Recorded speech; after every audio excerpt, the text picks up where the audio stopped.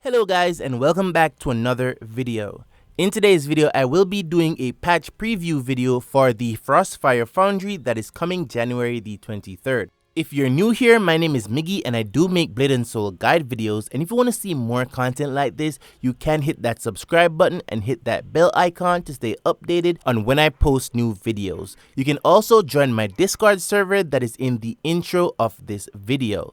I also released the Soulboost and the Soulboost Plus guide, so if you're a new player, you can check that out, and I will put a link to that on the screen and in the comment section of this video.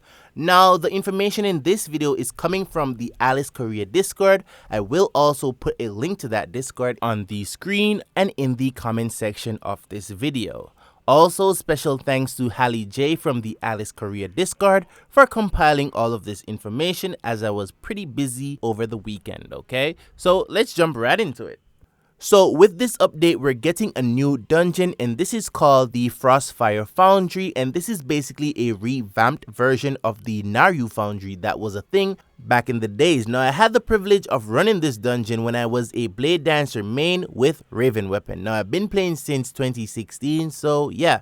Now, this dungeon will be dropping some new accessories such as the Blood Knight bracelet, the Blood Knight necklace, and the Blood Knight belt, okay? You're also getting a amulet, okay? So that is all the accessories that will be dropping from this dungeon. We're also getting awakened variants of these accessories as well. Keep in mind, these are not drops. You can purchase the awakened material from the same merchant in Mushin Tower, okay? Now, as you know, you need the heart material from Sanguine Abyss in order to get the awakened Blood Knight glove, ring, and earring. So it's the same concept but a different material. This one is a feather opposed to a heart. Also, it costs 200 Blood Knight Stone in order to purchase one of these items, and you're limited to 2 per week, okay? We're also getting the Awakened Battalion weapon. Again, this is not a drop. You will need the material, and this is the Force of the Battalion. You're limited to 2 per week, and you need like 60 of these in order to purchase the Awakened Battalion weapon, okay? Now, for the amulet, this one will be replacing the Dawn Bright amulet that you got from Shrouded Ajanara. Now, let's take a look at the drops. We're getting the true accessories again, and this is for higher floors. We're also getting Soul Shield 1 to 5 and 6 to 8 of the Battalion Soul Shield. This will be stage related, okay? So I think like stage 3 will have like 1 to 5 and up will have like 6 to 8. So yeah.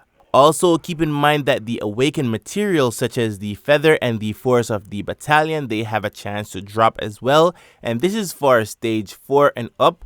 So yeah. So with the addition of the Frostfire Foundry, they will be moving SKYSONG Isle to the Heroic Dungeon category. They will also remove Grim Nexus from the Heroic tab. So if you're farming like your accessory stones, you have to find another easy dungeon to clear. So keep that in mind, okay? Now, this is not going to be an easy dungeon, and I did saw a update from Korea that they reduced the difficulty of stage 2, 3, and 4.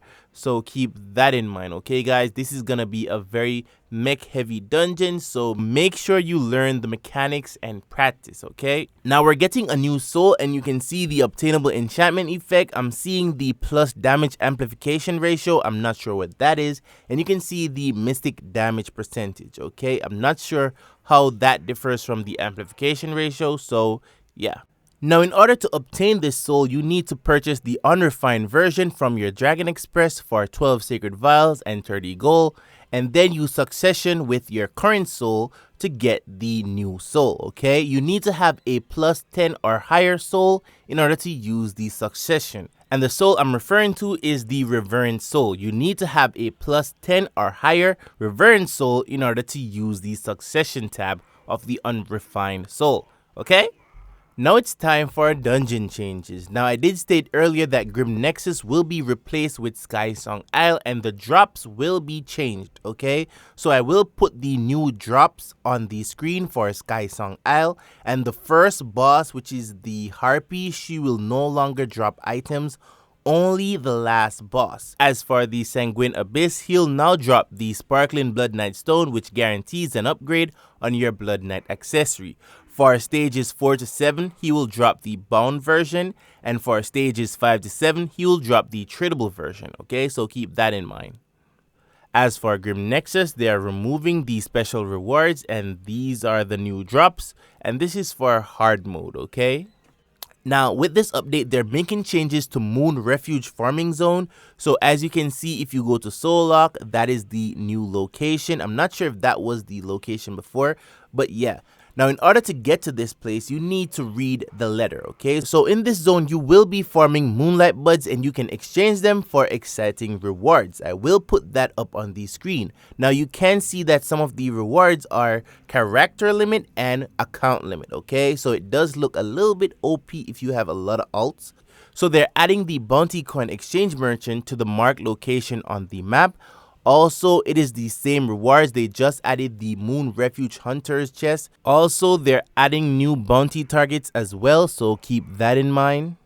So with this update, we're getting a new field boss, and with the addition to this, they're changing the field boss rotation. So you will no longer have Balrog Hammond happening on the same day. They're changing up the schedule. So let me pull this up for you. So this is where you're gonna need a pen and a paper because it's about to get confusing, okay? I'll explain this as best as I can. If I mess up, do just correct me in the comment section of this video. So let's jump right into it, okay? So on Mondays, it's Dark Balrog. On Tuesday, it is Moondragon. On Wednesday, it is Hammond, and you can see the rest of the schedule for the week.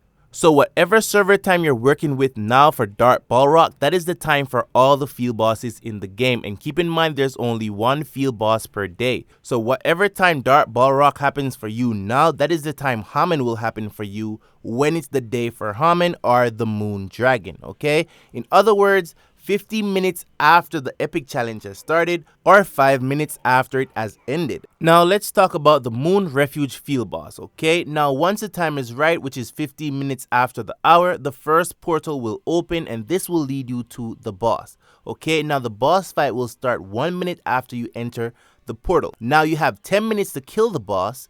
Once you kill the boss, you can enter a next portal again to kill multiple bosses, but keep in mind that each portal will open 5 minutes after each other. So once the first one is open, 5 minutes later another portal will open, 5 minutes later another portal, and then 5 minutes after that another portal will open. So after 20 minutes of the first portal, all portals should be open, but keep in mind that you have 10 minutes to kill the boss. If you fail to kill the boss, you will be kicked out of the fight, okay? And it will be considered a loss. These are the chests based on the damage participation, and this is the chest for the final strike of the boss. Now while you're farming in Moon Refuge, you can go to the Panda Village where you can farm Bloodstone and Guildstone fragments. You get 1 ticket by quest and there is a time limit. Now you can stack up on these and do it when you have the time.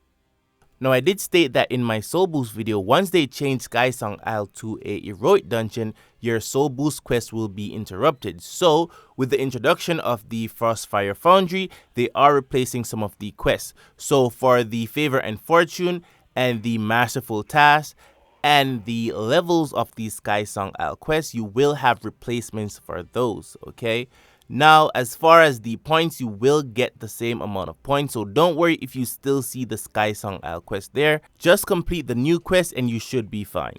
Hopefully it's not bugged. They're making changes to your daily and weekly quests, and this is because of the new dungeon, so I'm not going to be touching on that, okay? Now the wheel that is located at the entrance of the SKYSONG Isle, that will be removed and the wheel tickets will be antiqued.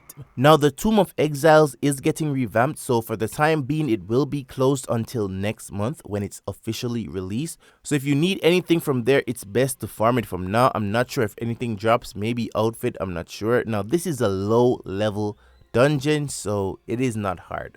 For Bloodshed Harbor, if one person gets stuck in combat, this will not affect the whole team, so it's easier to run from the mobs. You can now add more points to your skills, so that is a good thing. They're also adding more exploration quests, and they're also adding a exploration point in the Frostfire Foundry.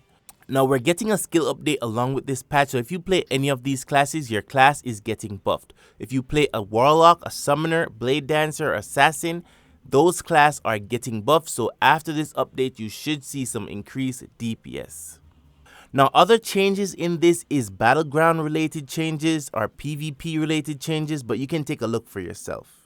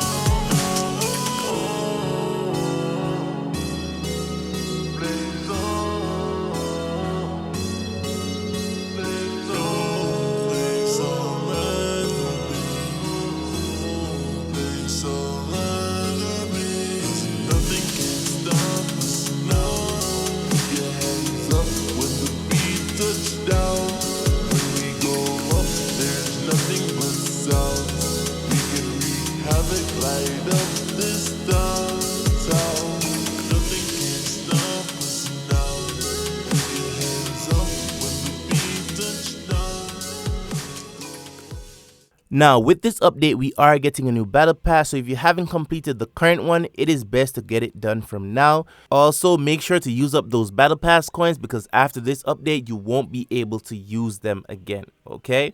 So for the new battle pass, I will put the rewards on the screen. Also the freebies are on the left, and the battle pass exclusive items for those who purchase it will be on the right. So if you purchase, you get both the freebies and the exclusive. If you haven't purchased, you get what's on the left hand side, which is the freebies, okay? There's a flame burning in my heart, like a shooting star. I burn through the night. And they can't stop me, they can't block me, they can't put me out. So I just burn up the fire, and burn this whole place down.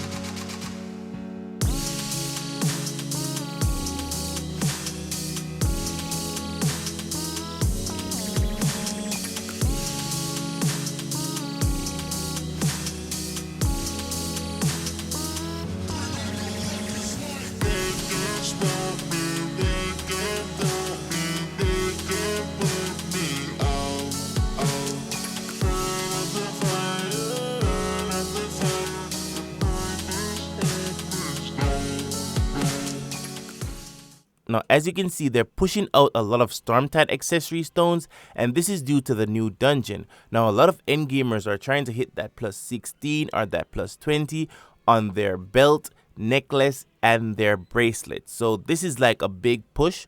So yeah.